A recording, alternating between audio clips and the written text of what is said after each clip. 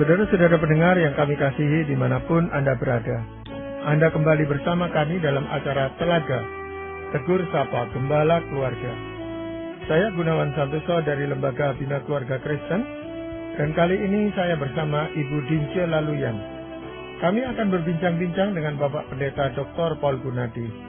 Beliau adalah seorang pakar dalam bidang konseling, serta dosen di Seminari Alkitab Asia Tenggara, Malang. Perbincangan kami kali ini merupakan kelanjutan dari perbincangan kami yang terdahulu tentang kebangkitan dari kejatuhan.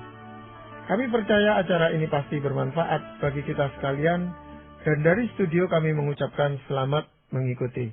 Pak Paul, pada kesempatan yang lalu, Pak Paul sudah membahas setidaknya ada 3 pelajaran yang bisa kita petik dari kejatuhan Petrus menyangkal Tuhan Yesus dan bagaimana dia dipulihkan.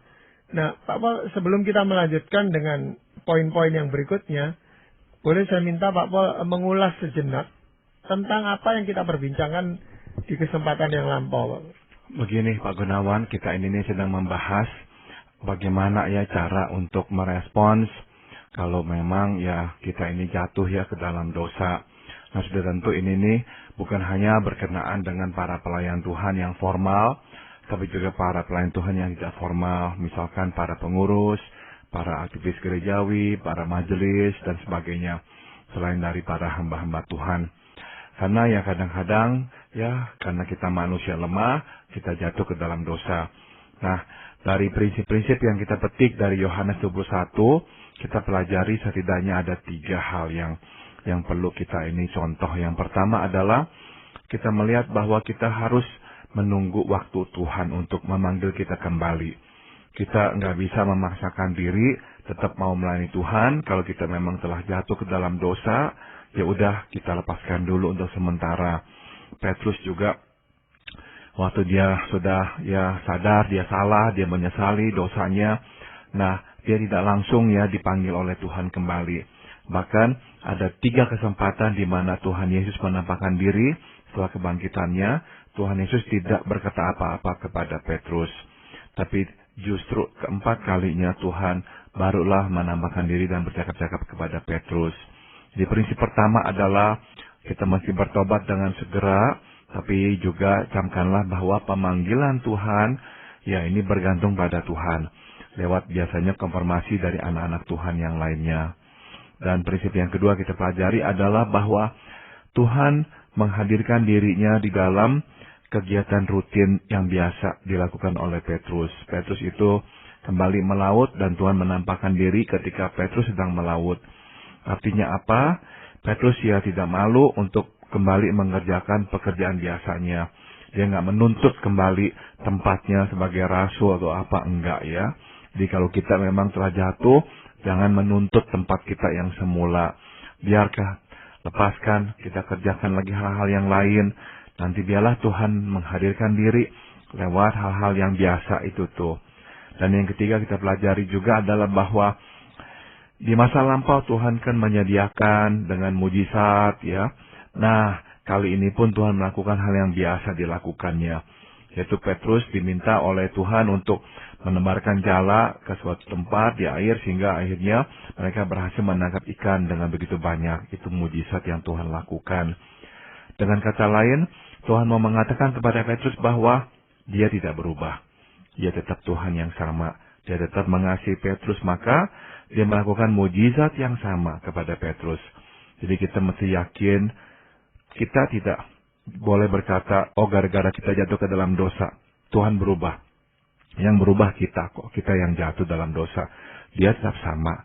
Dia tetap menunggu kita, dia tetap mengasihi kita. Asalkan kita bertobat, dia siap untuk kembali memulihkan kita. Nah Pak Paul, berdasarkan keyakinan seseorang itu tadi, yang dia sangat yakin bahwa Tuhan itu sudah mengampuni dosanya. Kalau dia memaksakan tetap pada jabatan itu, akan berakibat apa Pak Paul? Biasanya kita itu tuh akhirnya menjadi batu sandungan ya, bukanlah menjadi berkat lagi. Saya masih ingat ya, ada seorang hamba Tuhan di Amerika Serikat yang jatuh ke dalam dosa, yaitu Jimmy Swaggart. Kemudian dia diminta oleh gerejanya atau oleh sinode gerejanya untuk mengundurkan diri, untuk menjalani bimbingan. Tapi dia menolak. Dia berkata, ya dia nggak usah mendapatkan bimbingan. Dia akan memulihkan dirinya lewat kuasa Roh Kudus lah. Bimbingan Roh Kudus sendiri lah. Kemudian dia menetapkan waktu dia akan untuk sementara istirahat dari pelayanannya. Saya lupa ya kalau nggak salah sebulan atau 3 bulan. Terus tiba-tiba dia kembali lagi melayani Tuhan dan dia berkata Tuhan sudah pulihkan dia. Nah, masalahnya adalah ya cukup banyak orang yang kecewa berat. Karena merasa dia kok memang belum siap, udah buru-buru mau balik lagi. Dan benar saja, tidak terlalu lama setelah itu dia jatuh lagi ke dalam dosa. Jadi akhirnya benar-benar ya kita melihat dia belum siap ya. Makanya bolak-balik jatuh ke dalam dosa yang sama.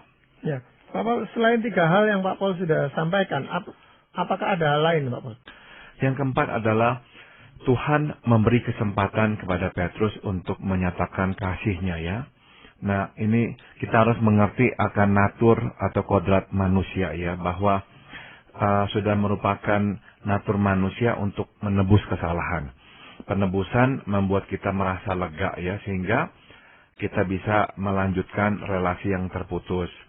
Nah, ketika tahu dengan jelas bahwa itulah Kristus, Petrus langsung melompat terjun ke air ya. Kita baca di Yohanes 21. Seakan-akan dia ingin menunjukkan bahwa ia sungguh mengasihi Kristus. Petrus ingin menebus kesalahannya dan Tuhan memberinya kesempatan itu. Nah, sudah tentu ya kita tahu bahwa Petrus tidak menebus dosanya sendiri. Sebab tidak mungkin dia atau siapapun menebus dosanya sendiri. Namun lewat tindakannya, terjun ke air, tanpa menghiraukan keselamatannya, Petrus memperlihatkan kasih dan penyesalannya kepada Kristus. Kita pun kerap mempunyai dorongan yang sama ketika jatuh ke dalam dosa. Apalagi ketika tahu bahwa Tuhan tetap sama dan telah mengampuni dosa kita. Kita ingin melakukan lebih banyak karya untuk Kristus. Kita melihat diri sebagai orang yang berutang besar, yang sekarang telah menerima pengampunan besar. Kita ingin menunjukkan kasih dan syukur kepada Kristus atas pengampunannya. Namun seringkali tindakan itu bersifat sesaat dan keluar dari kenekatan. Nah, itulah yang terjadi pada Petrus ya. Dia berbuat berani, merisikokan hidupnya dari kenekatan dan emosi sesaat. Nah, Tuhan tetap menerima dan memberinya kesempatan. Tapi Tuhan tidak ingin Petrus berhenti di situ. Tuhan memberinya kesempatan untuk menunjukkan kasih-Nya kepada Kristus, bukan saja lewat kenekatannya terjun ke air, tapi juga lewat komitmennya menggembalakan domba-domba Kristus. Nah, kita tahu bahwa di akhir pasal 21 Tuhan bercakap-cakap pribadi dengan Petrus dan menugaskan dia menggembalakan domba-domba Kristus ya. Nah, Tuhan pun menuntut yang sama dari kita. Dia tidak ingin kita berhenti pada semangat sesaat yang termotivasi oleh rasa bersalah atau rasa syukur seketika. Tuhan menghendaki agar kita menyatakan syukur dan kasih kepadanya secara permanen.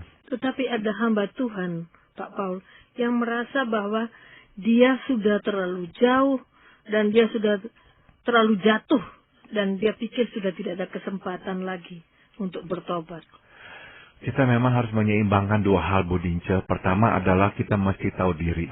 Artinya kita sungguh menyadarilah kita ini memang tidak layak lagi melayani Tuhan. Jadi tidak boleh mengklaim tempat kita yang semula. Tidak boleh.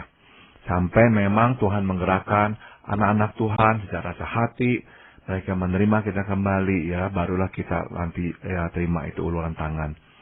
Tapi di pihak lain kita juga jangan sampai ya termakan oleh bisikan iblis. Sebab iblis hanya mempunyai satu tujuan. Memisahkan kita selama-lamanya dan sejauh-jauhnya dari Tuhan. Itu tujuan iblis. Maka dia akan membisikkan kepada kita hal-hal seperti kamu tidak lagi layak. Tuhan sudah membuang kamu.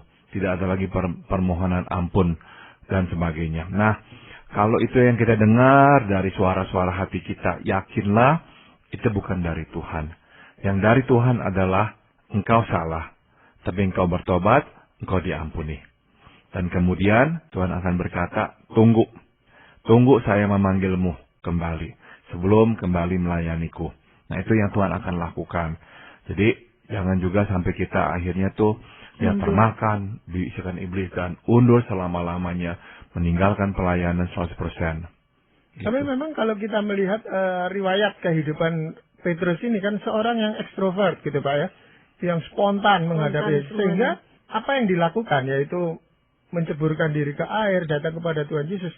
Apakah memang mencerminkan hal itu bahwa dia sudah menyesali dosanya itu tadi Pak? Dia sebetulnya ya sudah menyesali dosanya pada momen dia berdosa ya. Kita tahu bahwa waktu dia mendengar ayam berkokok untuk ketiga kalinya, dia langsung ingat perkataan Tuhan dan memang ya dia menangis ya. Berarti rupanya tuh peringatan Tuhan tuh dia nggak lupa tuh. Kalau Yudas sepeda ya. Iya, ya langsung betul. Dia tidak mau mengaku dosa dan dia merasa dirinya salah. Betul. Ya jadi Petrus memang ya dia benar-benar menyadari lah dia salah ya, makanya dia langsung menangis. Tapi ya dia nggak pernah tuh diberikan kesempatan untuk cakap-cakap, untuk menyatakan kasihnya kembali kepada Tuhan sampai saat itu tuh waktu dia sedang berada di danau. Jadi karena dia begitu senang ya dia melihat Yesus menambahkan diri. Jadi ya seolah-olah dia mau spontan menunjukkan kasihnya, dia langsung terjun ke air untuk menemui Yesus. Gitu. Ya, Pak, memang banyak dosa yang bisa dilakukan oleh seseorang Pak Paul ya. Tetapi khusus di dalam pelayanan ini, di dalam sebagai hamba Tuhan, sebagai pelayan di gereja, dosa-dosa apa sebenarnya yang bisa menjauhkan seseorang itu dari pelayanannya, dari Tuhan sendiri? Sudah pasti Pak Gunawan ada dua yang paling penting ya sebagai pelayan Tuhan, yaitu kekudusan dan kepercayaan. Itu dua hal itu tuh menjadi tolok ukur dah. Memang udah tentu ya ada berbagai jenis dosa. Tapi dua itu penting sekali, yaitu dalam hal menyangkut kekudusan dan kepercayaan. Misalkan dalam hal kekudusan, jikalau seorang pelayan Tuhan ya, baik itu seorang pendeta ataupun seorang majelis jemaat ataupun pengurus gereja, kalau sampai jatuh ke dalam dosa seksual, dosa tidak setia kepada pasangan dan keluarga, berzina, betul, itu memang adalah dosa kekudusan. Dan dosa itu tuh benar-benar tuh ya mencoreng nama dan kekudusan Tuhan dengan sangat-sangat jelas ya. Jadi biasanya kalau itu terjadi, jemaat pun akan sulit sekali untuk bisa menerima kembali ya hamba Tuhan atau pelayan Tuhan yang telah jatuh dalam dosa kekudusan ini. Saya masih ingat ada seorang jemaat yang pernah berkata, bagaimana mungkin saya duduk di bawah mimbar mendengarkan beliau berkhotbah tentang keluarga atau tentang pernikahan. Sebab beliau sendiri sudah mengkhianati ya janji itu kepada pasangannya. Jadi kalau kita tahu memang ini sudah menjadi ya batu sandungan buat jemaat kita, karena kita telah jatuh dalam dosa kekudusan ini, ya udahlah kita mau lebih baik mundur. Yang kedua adalah kepercayaan. Maksudnya apa tuh kepercayaan? Ini memang berkaitan dengan biasanya pemakaian uang ya. Karena kita itu tuh dipercayakan oleh jemaat untuk bisa ya jujur dengan uang ya. Nah jangan sampai kita menyalahgunakan itu tuh. Baik itu misalkan ya uang gaji lah, uang jemaat lah, atau meminjam uang lah dari siapa. Pokoknya dalam hal-hal yang berkaitan dengan kepercayaan seperti itu, kita mesti menunjukkan bahwa kita layak dipercaya. Nah kalau kita juga jatuh dalam hal itu, berarti kepercayaan jemaat kepada kita sudah langsung kandas. Betul. Nah dalam hal itu juga sebaiknya ya udah kita undur. Kita jangan paksakan diri. Sebab nggak mungkin ya menciptakan kepercayaan dengan mendadak. Ya, jadi kalau kasusnya Petrus, ini adalah soal kepercayaan itu Pak Paul ya. Jadi dia sudah dipercaya oleh Tuhan menjadi seorang rasul, tetapi dia justru menyangkali Tuhan yang memberikan percayaan itu gitu.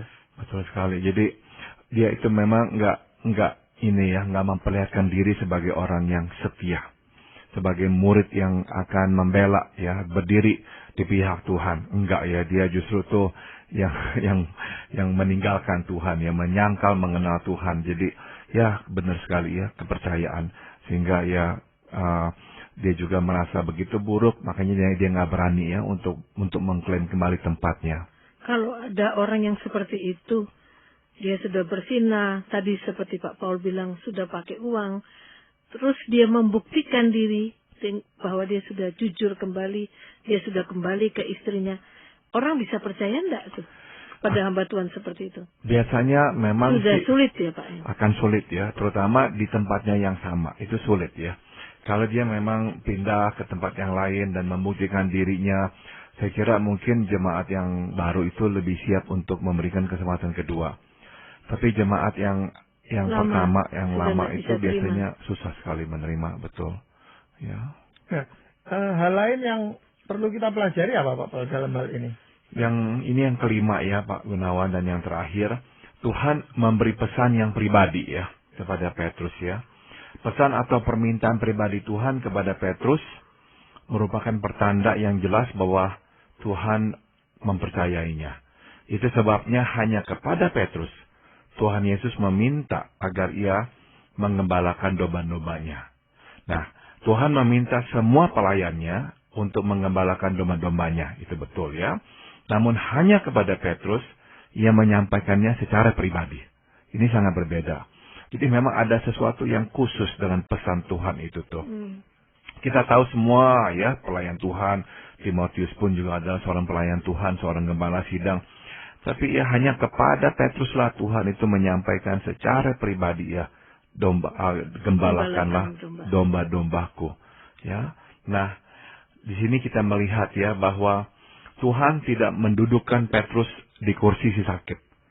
Tuhan mendudukkannya di kursi tabib yang merawat si sakit. Ini yang luar biasa indahnya ya. Tuhan tahu bahwa diri yang bertobat adalah diri yang efektif untuk memahami dan merawat pendosa lainnya. Pendosa yang telah menjadi petobat adalah orang yang mengerti selak-beluk dosa. Ia dapat mengenali dosa dari kejauhan. Ia pun mengerti jiwa pendosa lebih baik daripada orang lain. Ia tahu artinya lengah. Ia tahu artinya takabur. Ia tahu artinya menyangkali kelemahan. Ia tahu artinya jahat. Dan ia tahu artinya hancur. Namun bukan hanya itu, ia pun paling mengerti anugerah. Ia paling mengerti pengampunan. Ia paling mengerti kekudusan Tuhan sekaligus kemurahan Tuhan. Ia paling mengerti berharap dan menunggu. Itu sebabnya ia adalah orang yang paling efektif mengobati sesama pendosa. Itu sebabnya kepada Petrus dan Petrus lainnya, Tuhan meletakkan tanggung jawab khusus untuk mengembalakan domba-dombanya yang adalah pendosa pula. Pak Paul, bagaimana relevansi kejatuhan, pertobatan, dan kebangkitan seorang hamba Tuhan, bahkan orang yang terdekat seperti Petrus, dengan kehidupan hamba-hamba Tuhan masa kini? Itu yang saya ingin tahu. Saya kira ya kita ini karena manusia biasa, kita juga bisa akan seperti Petrus ya. Kita mungkin seperti Petrus pernah mencicipi hubungan yang akrab dengan Tuhan. Selama 3 tahun Petrus itu luar biasa akrab dengan Yesus Tuhan kita. Makan bersama, pergi bersama, berbicara bersama. Jadi benar-benar sebuah hubungan yang sangat dekat. Tapi ya hal yang mengejutkan, tapi ini juga adalah ya kenyataan bahwa dia manusia biasa. Dalam kondisi tertekan, ketakutan, panik ya karena Yesus ditangkap, dia lepas kendali. Dia buru-buru ingin menyelamatkan dirinya. Jadi dia akhirnya menyangkal mengenal Tuhan Yesus. Jadi ya inilah kita manusia Ibu Dince, bahwa meskipun kita hidup dekat dengan Tuhan, tapi kita memang mesti berjaga-jaga. Nah, kesalahan Petrus terbesar adalah dia agak takabur ya. Waktu Tuhan udah ingatkan dia, Tuhan berkata bahwa iblis memang sedang menampik engkau, jadi berhati-hatilah, berjagalah. Engkau akan menyangkal aku sebelum ayam berkokok 3 kali. Enggak, dia nggak dengerin. Jadi Tuhan tuh enggak diamkan Petrus. Tuhan beritahukan, peringati dia sebelum dia berdosa. Tapi dia tidak mendengarkan. Nah, seringkali itulah yang terjadi pada kita juga, Bu Dince. Tuhan tuh nggak mungkin diam tuh kalau udah melihat kita kok makin dekat dengan dosa. Pasti Tuhan berbicara. Pasti Tuhan memanggil kita, mengingatkan kita. Namun ya seperti Petrus, kita ya seringkali menutup telinga lah. Beranggapan enggak lah, itu dosa masih jauh lah. Oh, saya nggak mungkin lah berbuat seperti itulah. Oh, saya tahu lah apa yang baik, apa yang buruk. Masa saya nggak tahu ini dosa. Begitu banyak ya dalih-dalih yang kita berikan. Sehingga akhirnya ya kita lengah dan akhirnya kita jatuh ke dalam dosa. Jadi itulah pelajaran yang kita bisa petik tentang ya kelemahan diri kita sebagai seorang manusia. Jadi sebenarnya kejatuhan seseorang ini bukan ditentukan oleh seberapa dekat dia dengan Tuhan. Petrus itu begitu akrabnya tapi tetap jatuh gitu Pak Paul. Berarti kita pun juga kalau ketika merasa dekat kita juga punya potensi untuk jatuh gitu. Yang memang mengejutkan adalah seringkali itu yang terjadi Pak Gunawan. Jadi kita tuh nggak bisa tuh memang mematok ya bahwa pastilah orang yang jatuh ke dalam dosa adalah orang yang memang udah hidupnya jauh dari Tuhan. Belum tentu memang. Kita itu bisa jadi ya memang hidup dekat dengan Tuhan. Namun yang kuncinya adalah ini Pak Gunawan. Dalam kondisi atau titik tertentu, kita tuh memang sedang jauh. Bukannya kita selalu jauh dari Tuhan, bukan. Tapi sedang jauh. Waktu Petrus itu tuh mulailah mengeraskan hati, menganggap gampang. Dia sedang sebetulnya jauh dari Tuhan. Waktu dia melarang Yesus untuk pergi ke Yerusalem, Tuhan dengan tegas ya memarahi dia dan berkata, pergilah engkau atau enyahlah engkau iblis ya, engkau tidak mempunyai pikiran Allah, tapi hanyalah pikiran manusia. Itu sekali lagi itu peringatan-peringatan yang Tuhan berikan. Jadi tanpa disadari sebetulnya itu menjelang Tuhan Yesus kembali ke Yerusalem, Petrus sebetulnya itu meskipun sedang bersama Yesus, dia sedang jauh dari Yesus juga. Karena Tuhan dengan tegas berkata, engkau itu tuh tidak memiliki pikiran Allah, tapi pikiran manusia. Jadi dengan kata lain bisa kita simpulkan ada orang yang sibuk melakukan pekerjaan Tuhan, jadi seolah-olah itu dekat dengan Tuhan, tapi sebenarnya jauh. Karena yang mengukur ya, yang dapat dijadikan ukuran adalah hati kita dan pikiran kita. Seberapa diisinya tuh oleh hati Kristus dan pikiran Kristus. Dan jelas Petrus itu saat itu hatinya tidak diisi oleh hati Kristus, pikirannya tidak diisi oleh pikiran Kristus, tapi hanya oleh pikiran manusia. Ya, jadi yang paling penting di sini adalah bagaimana seseorang menyikapi atau memperlakukan dirinya setelah dia jatuh di dalam suatu dosa itu. Bertobat dia harus. Penting sekali ya. Jadi memang langkah pertama selalu adalah mesti bertobat ya, kita mesti datang. Dan kedua memang harus berubah. Itu tuh. Dan itu yang Petrus juga lakukan ya. Tapi sekali lagi tentang kembali melayani, dia hati-hati ya. Dia nggak mengklaim bahwa Tuhan pasti akan memakai dia. Makanya Tuhan harus mengajak Petrus bicara secara pribadi Pak Gunawan. Dan menugaskannya kembali untuk mengembalakan domba-domba Tuhan. Sesuatu yang sudah pasti Petrus sudah pernah dengar sebelum-sebelumnya, tapi toh Tuhan harus mengatakannya kepada Petrus secara pribadi. Sebab ya Petrus menunggu itu tuh. Apakah Tuhan akan memanggilnya kembali? Nah jelas Tuhan memanggilnya kembali. Dan kenapa hanya kepada Petrus Tuhan tekankan itu? Sebab sekali lagi adalah ya dia adalah orang yang paling mengerti orang berdosa. Sebab dari 12 murid saat itu tuh dialah yang memang yang berbuat sejauh itu tuh. Selain dari Yudas memang yang akhirnya ya lepas ya. Nah, Pak Paul, sebenarnya prinsip-prinsip yang Pak Paul sampaikan ini kan bisa juga diaplikasikan di tengah-tengah keluarga kita. Kalau ketika ada salah satu anggota keluarga yang melakukan dosa terhadap keluarga itu, Pak Paul. Betul sekali Pak Gunawan. Jadi kalau kalian boleh saya rangkumkan ya, kalau itu terjadi pada kita dalam keluarga kita, nomor satu adalah kesediaan mengaku salah. Jangan memutarbalikkan fakta lah, bersilat lidah lah, menuduh pasangan lah, menyalahkan anak lah, menyangkal lah. Aduh, itu terlalu banyak lah yang kita lakukan seringkali dalam keluarga ya. Harus rendah hati. Betul sekali. Jadi mesti merendahkan diri ya. Saya udah salah, ya udahlah ngaku dah. Rendah hati itu benar-benar kuncinya ya, Bu Dince, betul sekali. Jadi itu langkah pertama. Dan langkah kedua adalah jangan nuntut apa-apa. Kadang-kadang kita tuh kalau udah salah kepada pasangan kita atau kepada anak, udah nuntut dong. Kamu harus begini dong sekarang. Kamu harus ampuni saya dong. Kamu harus begini. Ya enggak dong. Kita yang udah salah, ya udahlah, jangan nuntut gitu. Sebaliknya apa harus kita lakukan? Udahlah, kerjakan bagian kita. Kerjakan bagian kita apa yang kita biasa lakukan. Jangan tunjukkan apa-apa, sok atau apa. Enggak, kerjakan bagian kita. Udah diam. kerjakan bagian kita ya. Sampai nanti memang pasangan kita siap untuk kembali menerima kita. Betul sekali. Nah itulah yang memang kita harus lakukan dalam keluarga kita pula. Ya Pak Paul, untuk menyimpulkan perbincangan ini, apakah ada firman Tuhan yang ingin Pak Paul sampaikan? Yohanes 21 ya adalah bagian terakhir dari Injil Yohanes. Di penghujung tulisannya, Yohanes ingin menyarikan misi kedatangan Kristus lewat kisah nyata sahabatnya sendiri. Kristus datang untuk orang berdosa.